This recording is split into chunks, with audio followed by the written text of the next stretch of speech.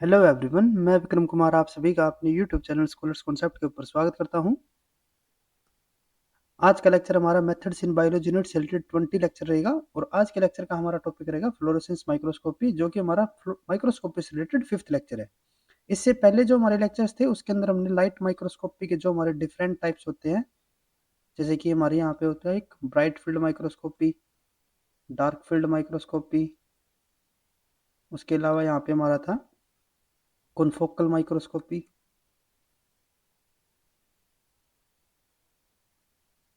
उसके अलावा यहाँ पे हमारा था फेज कंट्रास्ट माइक्रोस्कोपी।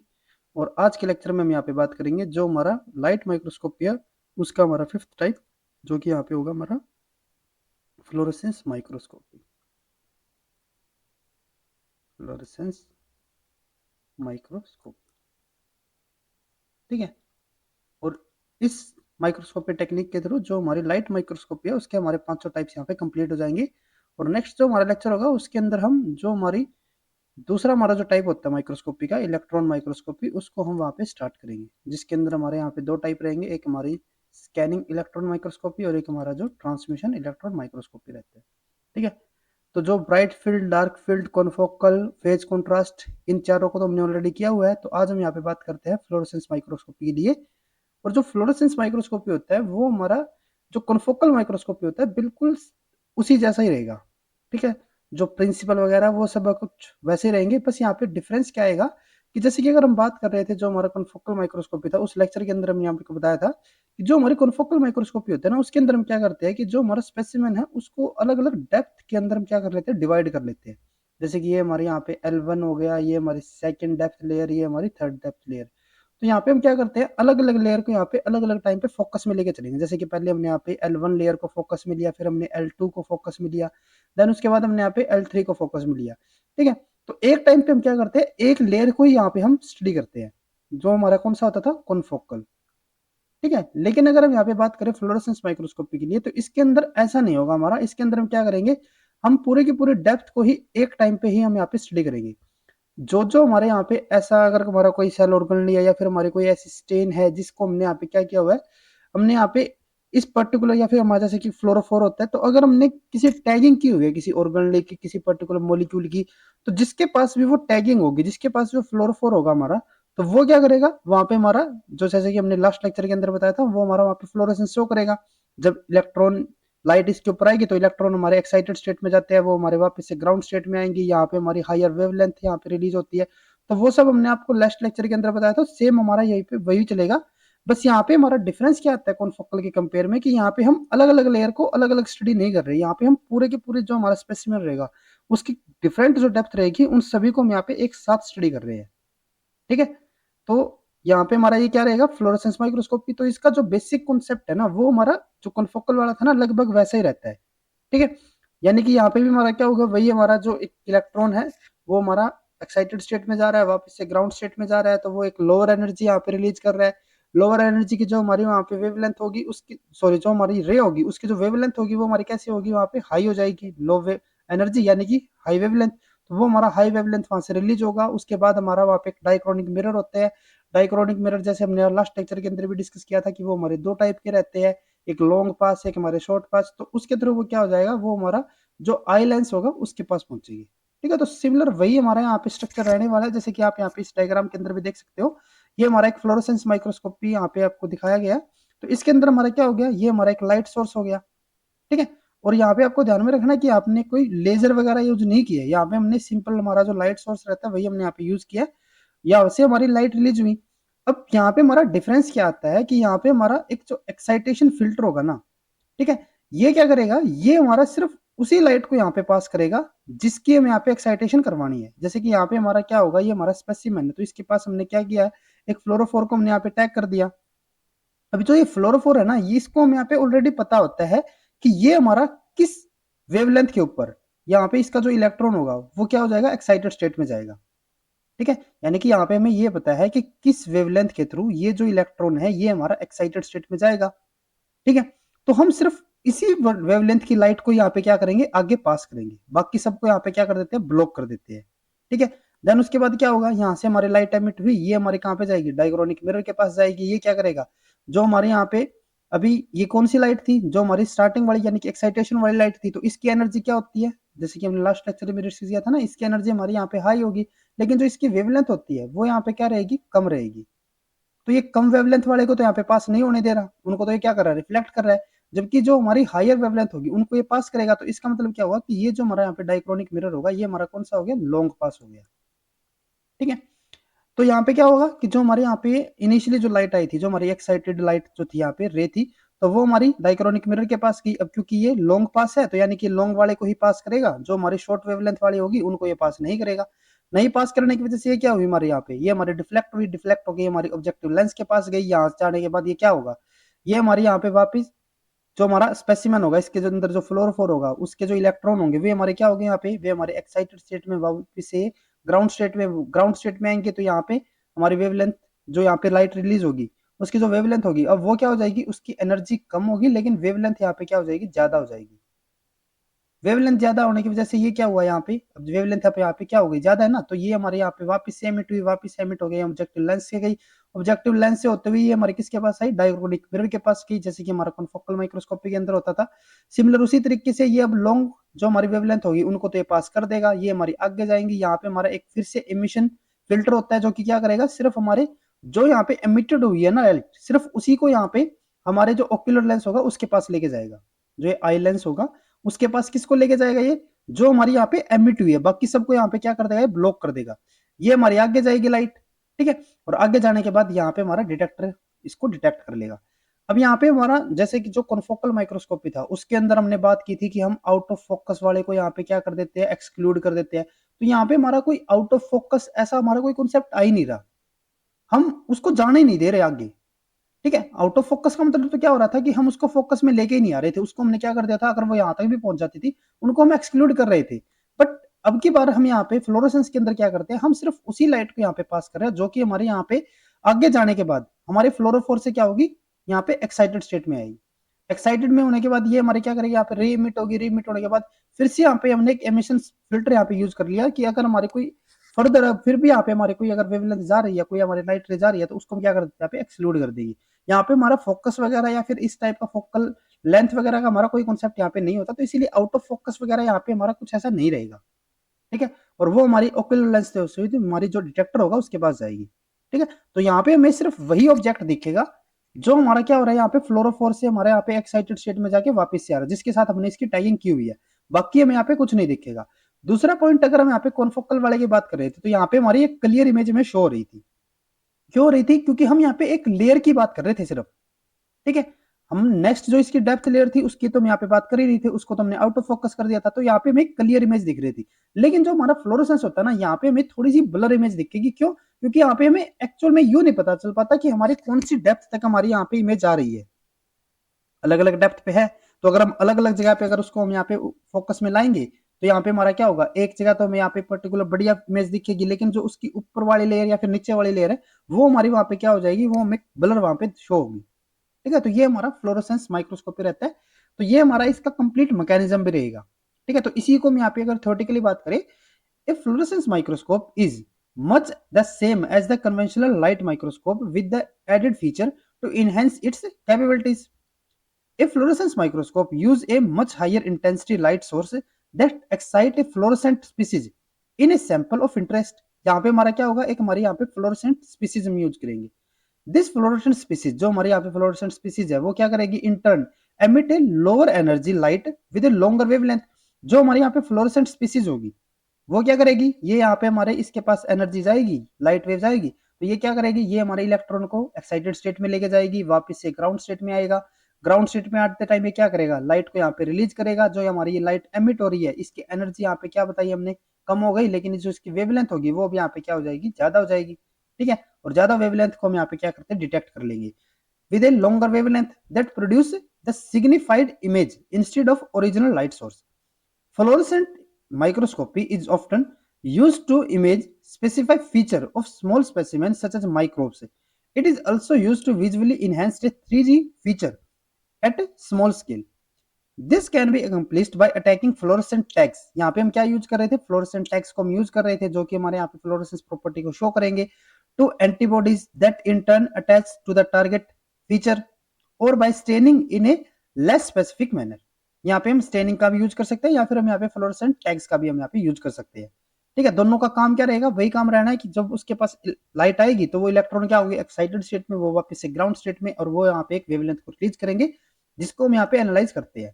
ठीक है, wide field fluorescence microscopy capture all the light from the sample in and out of focus. जो हमारे यहाँ पे फ्लोरोसेंस माइक्रोस्कोपी होता है ना, इसके हमारे डिफरेंट टाइप होते हैं और इसी में से हमारे यहाँ पे एक मेजर टाइप रहता है वाइड फील्ड, जो कि हमारा बेसिक फ्लोरोसेंस माइक्रोस्कोपी टेक्निक रहती है। तो वाइल्ड फील्ड माइक्रोस्कोपी की हम यहाँ पे क्या करेंगे, वाइल्ड फील्ड फ्लोरोसेंस माइक्रोस्कोपी के अंदर जैसे कि हमने पीछे क्या बात की थी कि हम यहाँ पे सिर्फ एक लेयर की बात करेंगे और वो भी एक लेयर की भी पर्टिकुलर पॉइंट की हम यहाँ पे बात करते हैं।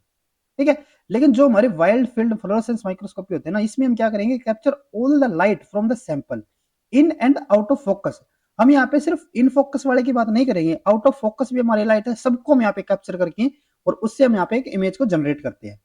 Confocal fluorescent microscopy is often used to essential the 3D nature of the sample. वो हमारी कौन सी होती थी, कॉन्फोकल। ठीक है, अब उसके बाद इसकी अगर हम यहाँ पे वर्किंग प्रिंसिपल की बात करें तो जैसे कि फिर से हमने यहाँ पे एक बार इस डायग्राम को एनालाइज करते हैं। तो यहाँ पे हमारा क्या हुआ था, हमारे यहाँ पे एक लाइट सोर्स था, जैसे कि यहाँ पे एक जेन या फिर मेक्री लैंप को यहाँ पे हम यूज कर सकते हैं। ये हमारे यहाँ पे लाइट को एमिट करेगा, ये हमारे लाइट एक्साइटेशन फिल्टर से पास होके जो हमारे यहाँ पे डाइक्रोनिक मिरर होगा उसके पास जाके डिफ्लेक्ट होके जो हमारा ऑब्जेक्टिव लेंस होगा उसके पास जाएगी।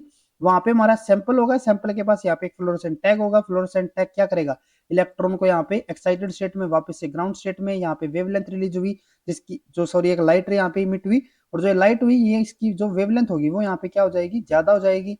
ये हमारा वापस से जा रहा है किसके पास, ऑब्जेक्टिव लेंस से होते हुए डाइक्रोनिक मिरर के पास। ऑब्जेक्टिव जो हमारा डाइक्रोनिक मिरर होगा ये क्या करेगा, अब इसको पास कर देगा। पास करने के बाद ये हमारे बैरियर फिल्टर, ठीक है, उससे फिल्टर होते हुए ये हमारे कहाँ पे जाएगी, जो हमारा ओक्यूलर लेंस होगा और उससे हमारे डिटेक्टर के पास। ठीक है, तो यही हम यहाँ पे इस प्रिंसिपल के अंदर स्टडी करते हैं। In this microscopy a sample of interest is labelled with a fluorescent substance known as the fluorophore and then illuminated through the lens with a high energy source. The illumination light is absorbed by the fluorescence। जो हमारे fluorophore होगा sorry, वो क्या करेगा, light को absorb करेगा।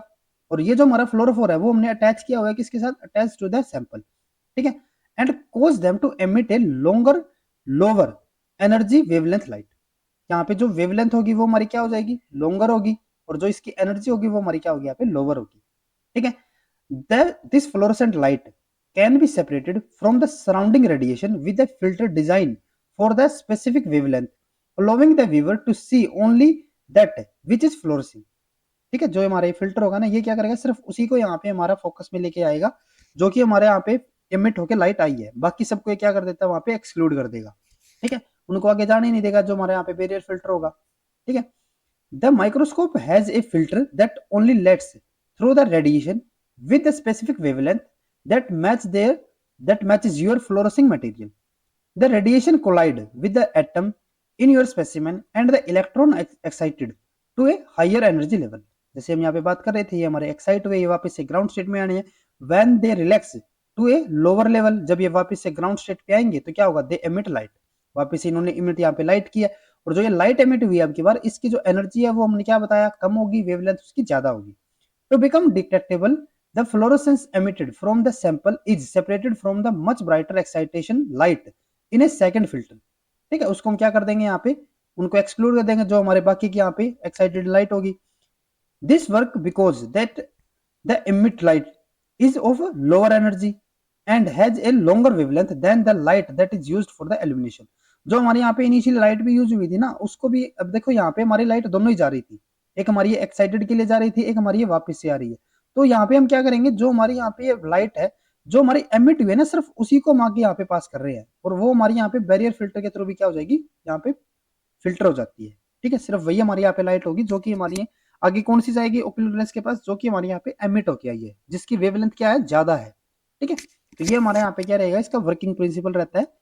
Then उसके बाद अगर हम यहाँ पे बात करें, जो हमारे यहाँ पे फ्लोरोसेंस माइक्रोस्कोप होता है, इसके जो डिफरेंट पार्ट होते हैं, अगर हम यहाँ पे उनको एक एक करके यहाँ पे स्टडी करते हैं, तो सबसे पहले हमारे यहाँ पे क्या होता है, ए पावरफुल लाइट सोर्स होगा।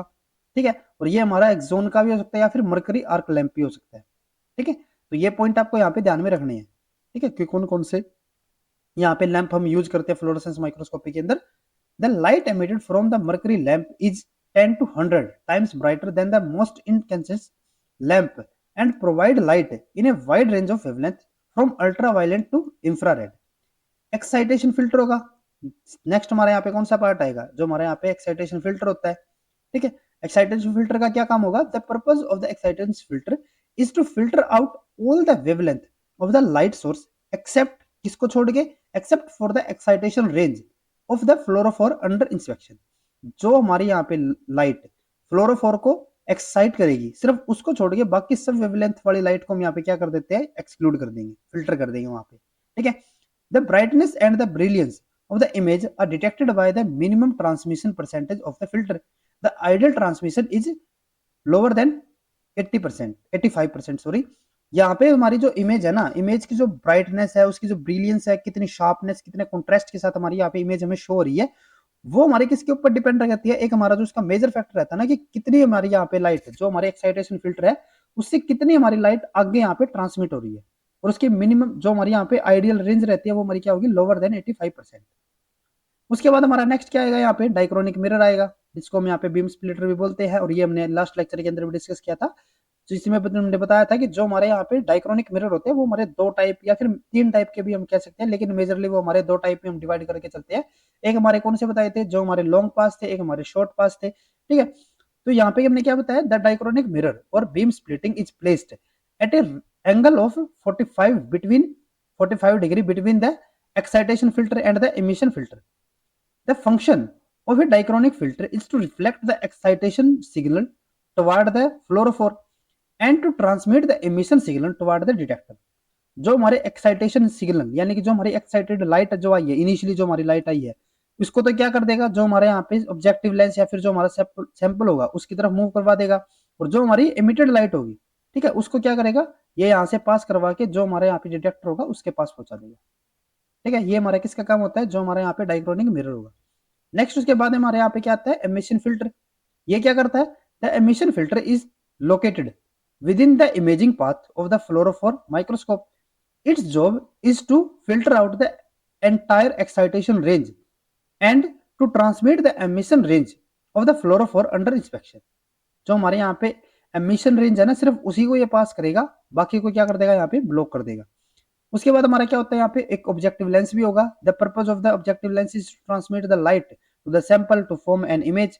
The light passes through down through the dichroic mirror before reaching the objective lens. उसके बाद हमारे यहाँ पे एक कैमरा सिस्टम होगा, जो हमारे क्या करेगा, जो हमारे यहाँ पे इमेज जनरेट होती है। ठीक है, एक camera system help to record the image of the specimen with the high resolution CCD charge couple device. Cameras are often used in a sample system. In this system, these electron multiplying camera are good at image single photon event without loss of sensitivity. They do not require an image intensifier and image can be captured at high speed.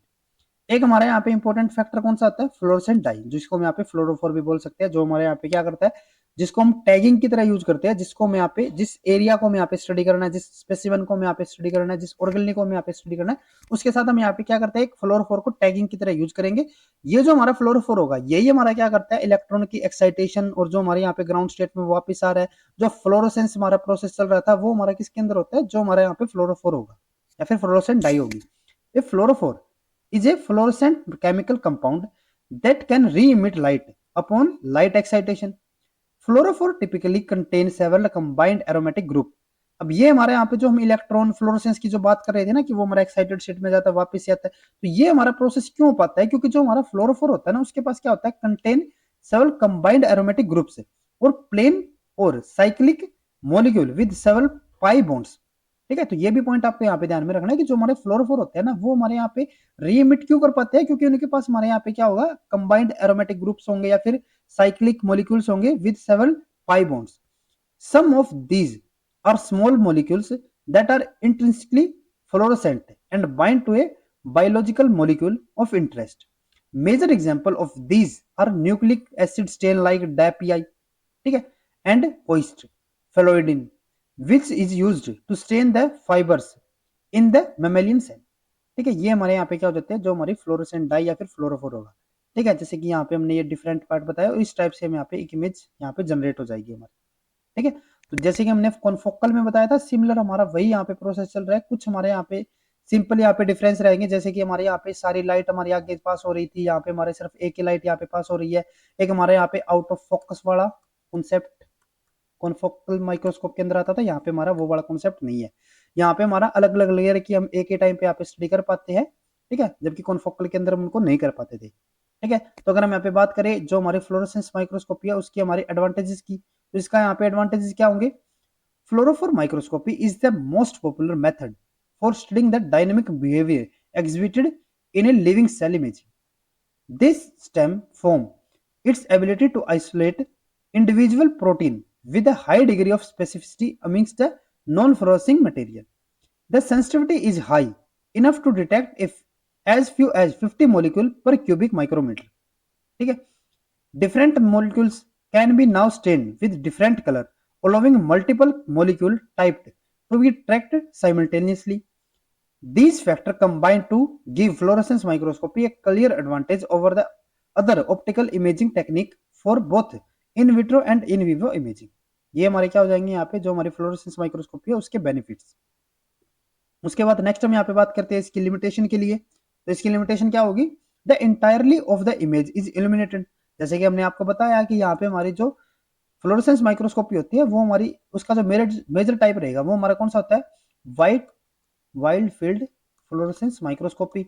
इसके अंदर मैंने क्या बताया था कि यहाँ पे हम एक लार्ज एरिया, एक पर्टिकुलर अगर मैं लेयर की बात करूं तो उसके भी लार्ज एरिया और उसके अलावा अलग अलग लेयर्स की भी हम यहाँ पे क्या करते हैं? स्टडी करते हैं एक साथ में, ठीक है। तो इसकी वजह से क्या हो जाता है कि यहाँ पे हमारा एक बहुत ही ज्यादा ब्रॉड एरिया हो जाएगा, जिसकी वजह से क्या हो सकता है?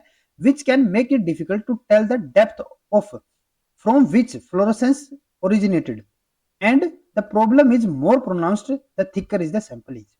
यानी कि यहाँ पे हम क्लियरली ये नहीं बता सकते कि जो हमारी फ्लोरोसेंस है वो हमारी किस डेप्थ से आई है, ठीक है। जैसे कि हम कॉन्फोकल वाले में क्या कर रहे थे? सिर्फ हम एक ही लेयर की यहाँ पे बात कर रहे थे, लेकिन जो हमारे यहाँ पे फ्लोरोसेंस होगा इसके अंदर हम क्या कर रहे हैं? यहाँ पे हम मल्टीपल लेयर को भी स्टडी कर रहे हैं, तो हमें यहाँ पे ये क्लियर कट नहीं पता चल पाता कि हमारी जो फ्लोरोसेंस हो रही है वो हमारी किस डेप्थ से हो रही है, जिसकी वजह से हमारे यहाँ पे जो इमेज है वो हमें यहाँ पे थोड़ी डिस्टर्बिंग लग सकती है, ठीक है। उसके बाद है for observing the live cells and tissue with emission light incorporated through the sample, scattered fluorescence can blur the image and make a 3 imaging ineffectively. जो कि हमारी ये प्रॉपर्टी जो कॉन्फोकल माइक्रोस्कोपी होता था वहां पे हमारी ये जो प्रॉब्लम है वो हमारी शॉर्ट आउट हो जाती है, ठीक है। तो ये हमारे यहाँ पे क्या रहेगा? जो हमारी फ्लोरोसेंस माइक्रोस्कोपी होती है और इसी के साथ जो हमारी लाइट माइक्रोस्कोपी है उसके जो हमने 5 मेजर टाइप आपको बताए थे, जो हमारी ब्राइट फील्ड था, जो हमारे यहाँ पे ब्राइट फील्ड माइक्रोस्कोपी, जो हमारा डार्क फील्ड माइक्रोस्कोपी, उसके अलावा जो हमारी कॉन्फोकल माइक्रोस्कोपी और जो हमारी यहाँ पे फेज कॉन्ट्रास्ट और जो हमने आज के यहाँ पे फ्लोरोसेंस माइक्रोस्कोपी, ये सब हमारे यहाँ पे कंप्लीट हो जाती है। नेक्स्ट लेक्चर के अंदर हम बात करेंगे जो हमारी इलेक्ट्रॉन माइक्रोस्कोपी है वो हमारी क्या रहेगी, उसके हमारे कौन कौन से 2 टाइप होते हैं, जो हमारे सैम होगा वो हमारा क्या रहेगा, जो हमारी टैम होता है वो हमारा क्या रहेगा, उसकी क्या क्या एप्लीकेशंस होगी, क्या क्या उनके एडवांटेजेस होंगे और क्या क्या उनके लिमिटेशंस होंगी, वो सब हम नेक्स्ट लेक्चर के अंदर स्टडी करेंगे। तो आज के लेक्चर में बस इतना ही। अगर आपको इस लेक्चर की या फिर फ्लोरोसेंस माइक्रोस्कोपी के बारे में अगर आपको और भी ज्यादा डिटेल में अगर स्टडी करनी है तो आप इन रेफरेंसेस के थ्रू और भी ज्यादा डिटेल में स्टडी कर सकते हो, ठीक है। तो आज के लेक्चर में बस इतना ही। अगर आपको ये वीडियो हमारी यूजफुल लगी हो तो please like and share this video, और CSIR लाइफ साइंस से रिलेटेड इसी तरीके के इंपॉर्टेंट कॉन्सेप्ट्स करने के लिए please subscribe to our YouTube channel scholars concepts. Thank you.